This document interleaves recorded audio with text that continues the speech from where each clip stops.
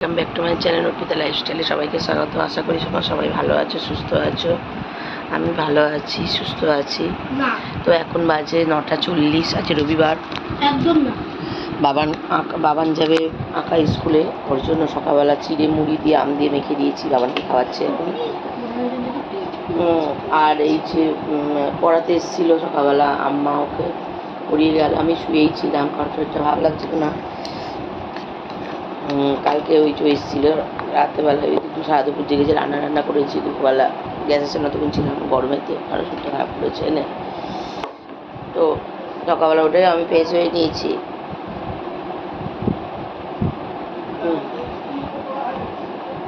নে দিয়ে আবার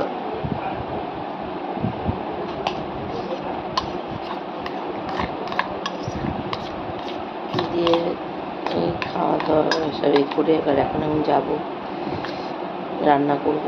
কেউ নেই বাড়িতে।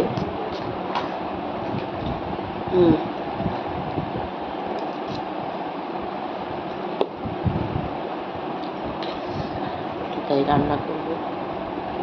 ধর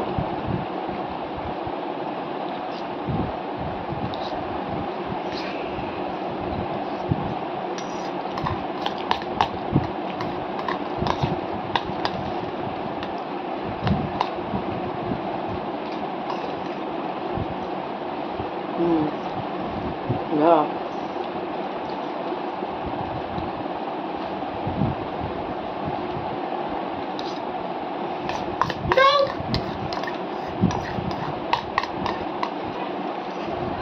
আমাকে আগে থেকে বলে আসবি, আম্মা আমাকে কিন্তু আঁকা স্প্রে দিয়ে আসবে।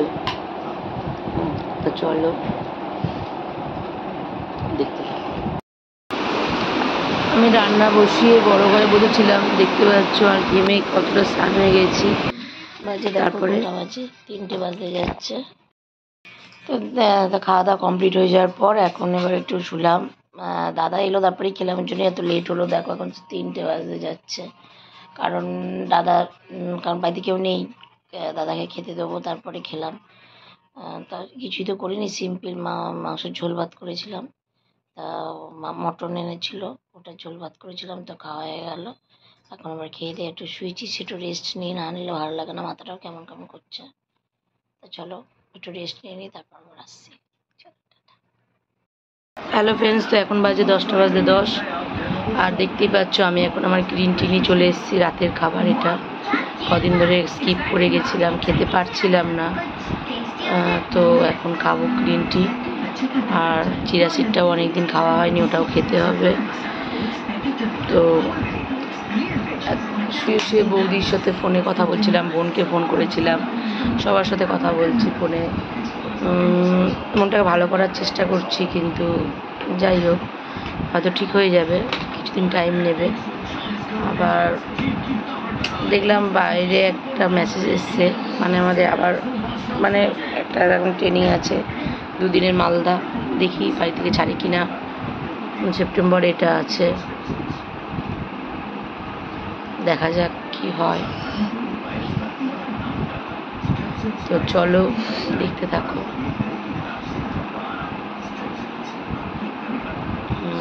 হ্যাঁ, সেপ্টেম্বরের লাস্টে 21। তো চলো দেখতে থাকো। তো হ্যালো ফ্রেন্ডস, তো এখন বাজে 11:25। তো আমার সমস্ত ভিডিও আপলোড করা হয়ে গেছে, মানে রিলস এগুলো ছিল সমস্ত কিছু আপলোড করা হয়ে গেছে। আর এবার আমি শোবো। তো গ্রিন টি খাওয়া অনেকক্ষণ আগেই হয়ে গেছে, কারণ রাতে তো আর কিছু খাবো না, সকালবেলা যেহেতু মটন দিয়ে ভাত খাওয়া হয়েছে। তো একটা কথা তোমাদের সাথে আমি শেয়ার করতে চাই, যেটা হলো, তোমরা হয়তো অনেকেই কম বেশি জানো যে এখন প্রচণ্ড পরিমাণে বাচ্চা না, বড়দেরও মানে এখন আমি দেখছি ইউটিউব ফেসবুকে যে প্রত্যেক দিন খবর আসছে।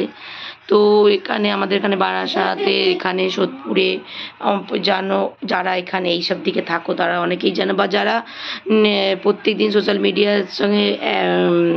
মিডিয়ায় ওতপ্রোতভাবে জড়িত, তারাও জানো যে কিভাবে ছেলে মেয়ে এরকম বাচ্চারা চুরি হচ্ছে। তো যারা মানে যাদের বাড়িতে এখন ছোটো ছোটো বাচ্চা আছে, ছোটো ছোটো না, ছোটো বড়ো সবই যাচ্ছে, তো যাদের বাড়িতে বাচ্চা আছে তারা হয়তো স্কুল গাড়ি বা মেতে করে বাচ্চা আসা যাওয়া করে, বা বাচ্চা একটু বড় হয়ে গেছে সে নিজে নিজে আসা যাওয়া করে, তো চেষ্টা করবে একটু টাইম বার করে তাদেরকে বাড়ি স্কুল থেকে গিয়ে নিয়ে আসা। যেমন আমাদের বাড়ি থেকে গিয়ে আমাদের যেমন দাদা গিয়ে প্রত্যেক দিনই বাবানকে নিয়ে আসে যখন স্কুলে থাকে, বাবানকে বলাই আছে, বাবান স্কুলের ভিতরেই থাকে।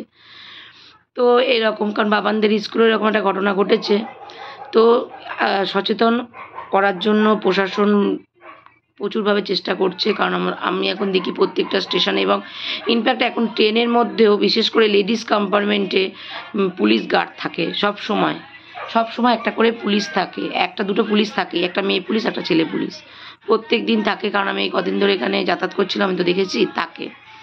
তারা শিয়ালদা পর্যন্ত যায়, আবার এদিকে যত দূর হয়তো কৃষ্ণনগর লোকাল তো কৃষ্ণনগরে উঠেছে, কৃষ্ণনগর পর্যন্ত যাবে, হয়তো নৈহাটি পর্যন্ত উঠেছে, এই নয়। এবং স্টেশনেও পুলিশে এখন 6 লাখ সমস্ত জায়গায়।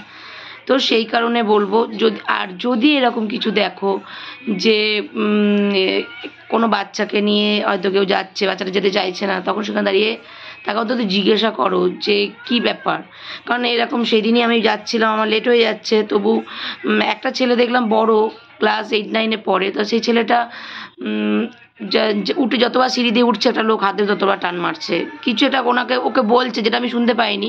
মাস্ক পরা ছেলেটা, এবং ওরা স্মার্টলিভাবে যারা যাতায়াত করছে তাদের কিন্তু ধরছে যারা একটুখানি দেখছে একটু সহজ সরল তাদেরকে। তো তারপর আমি লোকটাকে জাস্ট একটা কোশ্চেন করলাম যে কী ব্যাপার, ওকে হাত ধরে এভাবে টান মারছে, ও তো উল্টে পড়বে। তো ছেলেটাকে তারপর দেখলাম সবাই ওখানে জড়ো হলো, আমি বেরিয়ে গেছিলাম, জানি না লাস্ট পর্যন্ত কেসটা কী হয়েছে। কিন্তু ওইটুকুনি, মানে তখন সবাই কিন্তু ছিল, কিন্তু কেউ অতটা গ্রাহ্য করেনি। এরকম যদি গ্রাহ্য করে মানুষে, তাহলে অনেক মানে সন্তান বা অনেকেরই মানে ছেলে মেয়ে সবাই সিকিওর থাকে, কিন্তু গ্রাহ্য করেনি। কিন্তু হয়তো আমি যদি কথাটা ওনাকে না বলতাম, হয়তো অনেকেই ফলো করতো না, কারণ ওখানে অনেকেই ছিল। তখন আমার দেখা দেখি এক হকার দাদাও সঙ্গে সঙ্গে উঠে এলো, উনি ওখানে ফল বিক্রি করছিল, সেও আবার ওনাকে জিজ্ঞাসা করলো, হ্যাঁ তো আপনি আমাকে বলুন কি দরকার। তো এইরকমভাবে তা সেই জন্যই বলছি যে যদি সেরকম কিছু দেখো, এখন স্টেশনে ট্রেনে সব জায়গায় পুলিশ থাকে, পুলিশের সাহায্য নাও।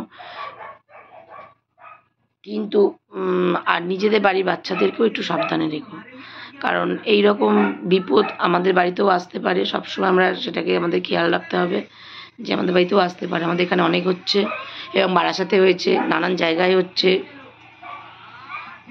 তো চলো আজকের মতন ভিডিওটা এইটুকুনি, কালকে একটা নতুন ভিডিও নিয়ে আসবো।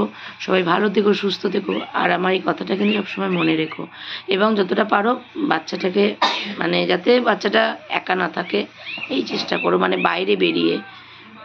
তো চলো, টাটা, গুড নাইট।